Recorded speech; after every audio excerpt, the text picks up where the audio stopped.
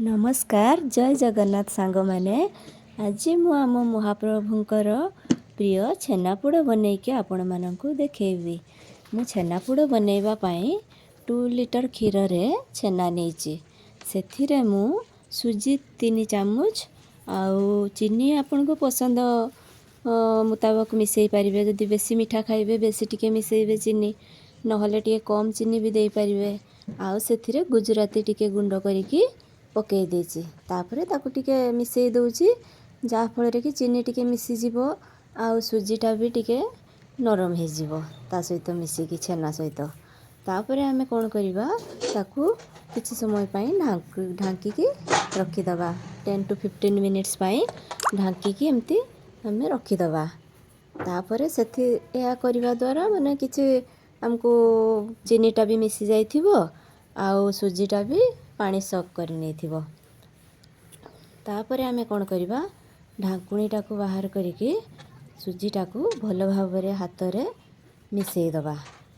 छेनापोड़ जेमती हवा पे मिसईबा दरकार सेही भलिया मिक्स कर दबा।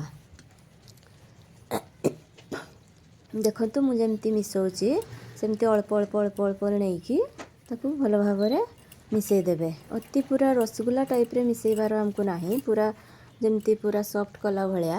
बाकी हमको एमती टिके खदड़िया भी रहिबो। बाकी एमती मिसई दबा आमे छेना सबको। तापरे सेथिरे आमे कोन करिबा सेथिरे टिके बेकिंग सोडा अल्प हाफ टी स्पून एमती रे टिके दे दबा। जेहेतु मु ओवन रे करिबी तेणु अल्प टिके बेकिंग सोडा मु एथिरे दउची। आउ छेना पानी छेना जो करथिली ता पानीटा थिला सेही पानी मु अल्प अल्प मिसई की देखुची केते लागिबो। आउ टिके घियो एठी मिसईली।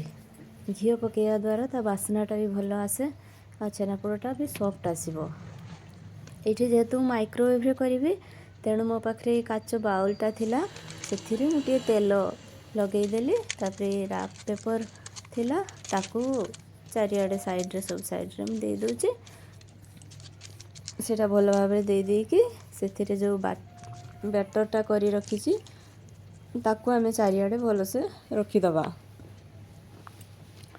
पूरा चारिआडे एडजस्ट करिकी पूरा भल भाबरे दे दबा। एमती भाबरे मिसई दबा।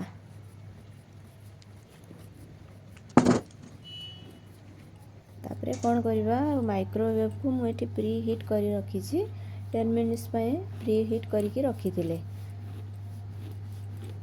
सेथिरे से जो बाउलटा को रखिकी पुणी 50 मिनिट्स पय मु बेक करी नेछि। 50 to 1 आवर भी आपण करि परिबे। आ टिके बेसी पुडेबा पय जहार जेमती पसंद, जल्दी टिके बेसी पुडा पुडा खाइबा पय पसंद ताहले 1 आवर 5-10 मिनिट्स एमती भी लागिबो। तापरे देखंतु हमर छेनापोड़टी एमती भाबरे हेइची, केते सुंदर हेइची, बहुत टेस्ट।